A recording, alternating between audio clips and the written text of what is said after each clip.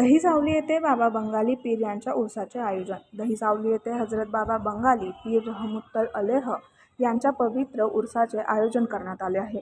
दरवर्षीप्रमाणे यंदाही धार्मिक उत्साहात उर्स साजरा केला जाणार असून परिसरातील भाविकांमध्ये आनंदाचे वातावरण आहे। आयोजकांच्या माहितीनुसार गुरुवार दिनांक 18 जून 2026 रोजी 2 मुहर्रमुल हराम उर्साचा मुख्य कार्यक्रम पार पडणार आहे। या निमित्ताने विविध धार्मिक कार्यक्रमांचे आयोजन करण्यात आले असून मोठ्या संख्येने भाविक उपस्थित राहण्याची शक्यता आहे।